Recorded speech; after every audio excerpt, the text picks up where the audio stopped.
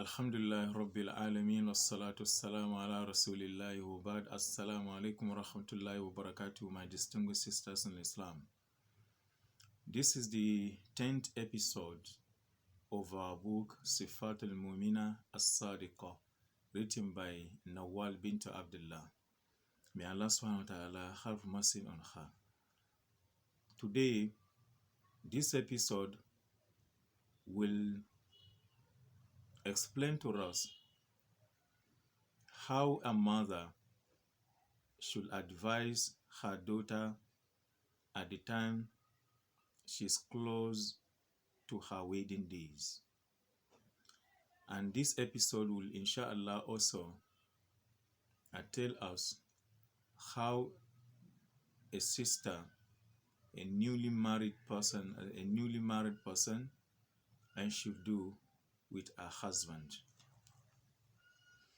That is why she continues, the author, by saying that let us listen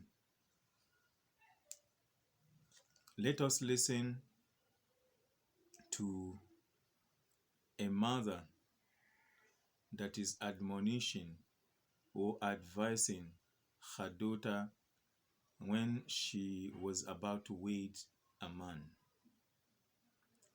She said to her daughter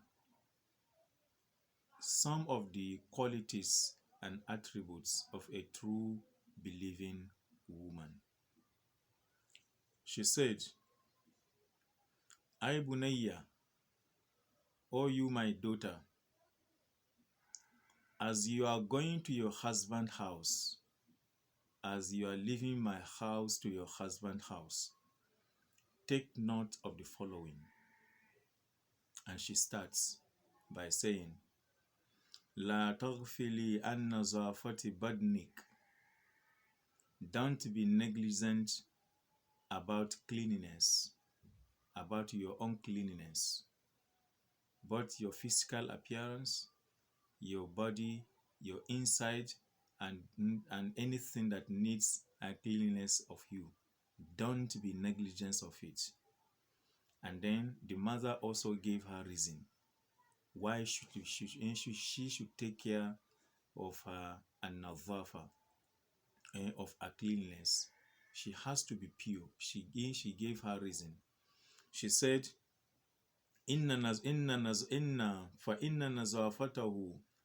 tukhalli wajhak, because the cleanness of your body will make your face to shine very well.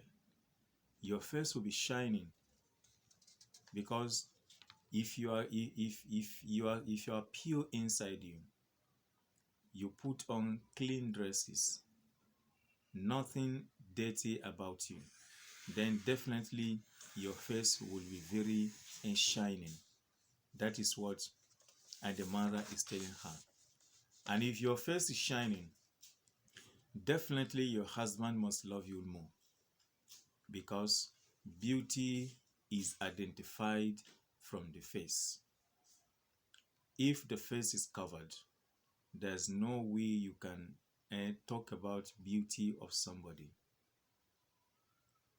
And then she said that the second reason why you should take care of your body, you clean it very well, and you are always neat. The second reason after it will make your face to shine is that وَتُحَبِّبُ فِيكَ زَوْجِكَ, and it will make your husband love you more. Because if your face is shining always, then he has no choice to love you more. But if your face is otherwise, then he has option to take. It's very important. So this is a secret from an experienced mother. If you as a lady, you want your husband to like you more, take care of your body. Be always clean inside you, your physical appearance and anything about you. Be a clean person and your face will be shining. Your face will look younger than your age. وَتَبْعِدُ عَنْكَ الْأَمْرَادِ. And the third reason she gave to her daughter about this cleanliness of her body is, and you will be safe from diseases.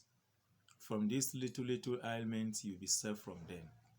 And well, ilal, and all the defaults or defects, you'll be saved from them.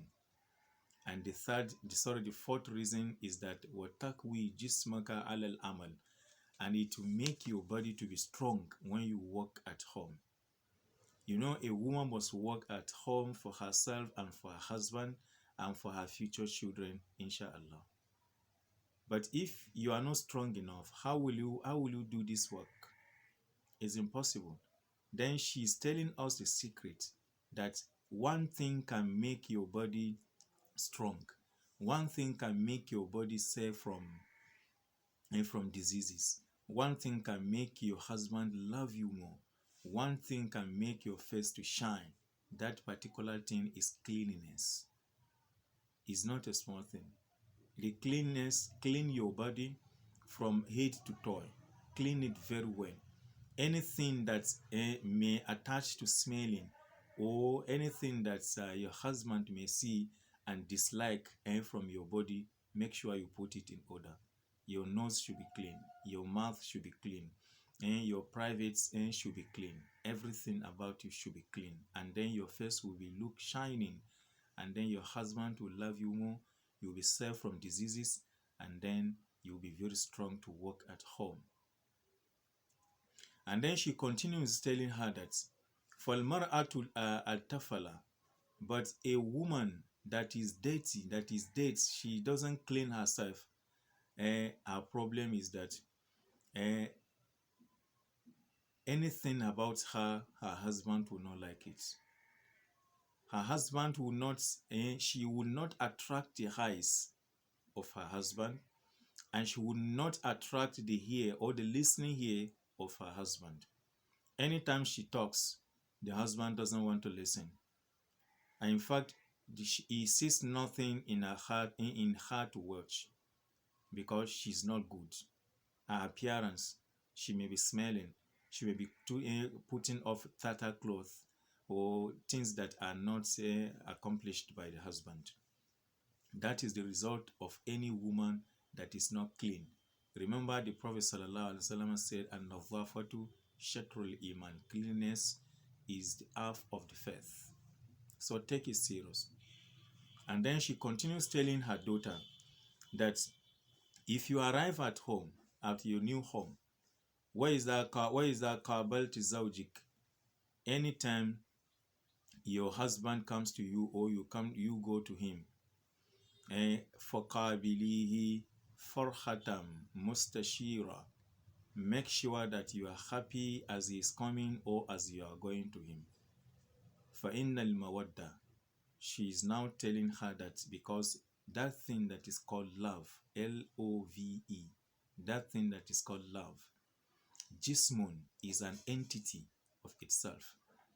Ruhuhu bushashatul wajhi, and the life, the spirit of that love, of that thing that is called love, is what do you call it? A brightness of the face. If your face is frown, then you are telling the person indirectly that you don't love him. But if your face is bright, you smile, and it says in your face that you actually love him. It is a very big secret our sister should take note.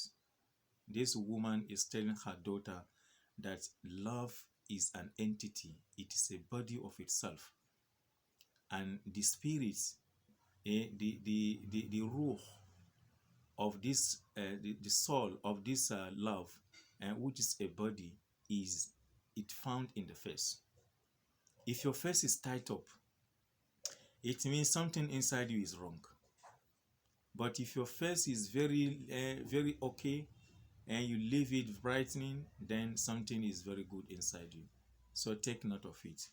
And she continues, "Ay bunayyatun, O my daughter, ishabihi bil qana'a, be with your husband with all sort of contentment. Do not look like somebody who is not contented from her home at all. Be with him. Anything he gives to you, make sure that you show to him that you are contented with such thing. وَعَاشِرِهِ بِحُسْنِ السَّمْعِ وَالطَّاعَةِ, and live with him with listening here and obedience. Don't disobey him. Anything he says, as long as it does not contradict the Quran and Sunnah, be with that particular thing he said. Anything he says, listen and then obey. وَتَعَهَدِي مَوَاقِعَ عَيْنَهُ وَأَنْفَهُ. And then you should be very careful and to take care of where his eyes will see from your body and what his nose will smell from your body. Don't allow him to hear any smell, any bad smell from your body. All he should be hearing should be fragrance, good ones. And then anytime he looks at you, make sure that he sees something good. That is what she's telling her daughter. فَلَا تَكَعْ عَيْنَهُ فِيكَ عَلَى الْقَبِيحِ. Don't allow him to see what he dislikes in your body. Don't allow him to see anything he dislikes in your body. And make sure you bath, you clean yourself, you put good cloth, iron it, and put every necessary thing that will attract him. وَلَا يَشِمُّ مِنْكِ إِلَّا أَطْيَبَ الرِّيحِ. And do not allow him to smell any fragrance from you except a good one that is well deserved. That is what the mother is telling her daughter. وَعَرِفِي, and you should know and وَقْتَ طَعَامِهِ, the time of his food. Don't joke with his food. Don't joke. If he gives you food to cook, cook it immediately. And do not wait. Don't go to the neighboring house, spend some time with them, leaving your food aside. You have not finished and your husband has returned. Don't do that. Be careful with the time of his food. And then she continues by saying that وَهَدُئِ عِنْدَ الْمَنَامِ, and you should be very calm when he is sleeping. Don't be like a child that when the mother or the father is sleeping, he or she will be clamping him here and there. Anytime he is sleeping, make sure that you protect that time for him to sleep, to get rest, so that he wakes up another day and do good things for you. It's very important. And then she continues saying that فَإِنَّ خَرَارَةَ الْجُوعِ مُلْهِبَةٌ, because the heat, the flame of angry is very bad. It used to be like a fire in the body of a man. When a man is angry, when a man is hungry, he can do anything. So don't allow him to become hungry. Just as you will not allow him to become angry, as we said in the previous episode. Make sure his food is ready at the due time. That is what the mother is telling her daughter. وَتَنْغِيسُ النَّوْمُ مُغْضَبَةٌ, and waking him up unnecessarily from sleeping is very annoying. Don't do that. ثم تكي مع ذلك الفرح أمامه إن كان فرحا, and then إن كان ترحا, and then you should be very careful that you will be happy before your husband when he is sad. Anytime he is sad, don't be happy. Make sure that his sadness is also your sadness. If he's sad, you are sad. If he's happy, you are happy. It's very dangerous for a wife to be happy when her husband is in calamity. The mother is telling her that don't do that. It's very dangerous. وَالْإِكْتِهَابِ عِنْدَهُ إِنْ كَانَ خَرْخًا, and you shouldn't be sad when your husband is happy. He is happy today because something good has happened to him, and he is happy because he has many things good that has happened to him. You claim that you are sad. Don't do that. You are setting trap for yourself. Anytime he is sad, make sure that you are sad with him. Anytime he is happy, make sure you are happy with him and let him see that happiness or any situation he is in you too. Don't be in this situation and your husband is in the other side. It's very dangerous. Don't do that. Then she said that فَإِنَّ الْخَصْلَةَ الْأُولَى مِنَ التَّقْصِيرِ, because the first feature I have told you, if your husband is happy and you are sad, and then that is taqsir. You are telling him that you are very weak, you are not a good woman at all, And if your husband is sad and is happy, and then by the time you said you are sad, you are telling him the extent of your wickedness. So don't do that. Wakuni ashaddu nasi lahu aizaman. Be the most respectful person to him, the person that respects him more than any other person in the world. Be such kind of person to him. And if you do that, yakun ashadduhum ikraman, and you see that there's nobody he respects in this heart better than you. If he sees from you that he is the person that you respect more than any other person in the world, then you see the return, it will be that he respects you more than any other person in the world. Wa'alami, and he should know. And she's telling her daughter, annaki la tasilina ila ma tuhibbin, that you will never reach your true destination, and what you like, what you want in your heart, you will never get it. Illa hina tu'thiri ridwa ala ridwaki, until you give preference to what he likes and over what you like. If you prefer yourself better than your husband, then you will never land in the promised land. You will never go there. Make sure that you prefer him over yourself, and by such doing, he will also prefer you over himself.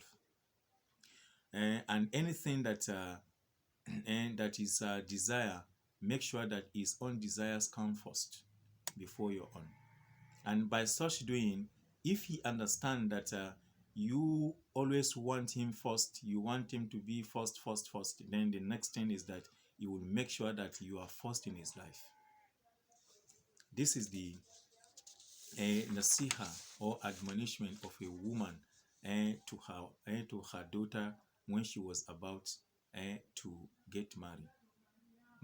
Also our mothers, is this how we do to our daughters when they are marrying?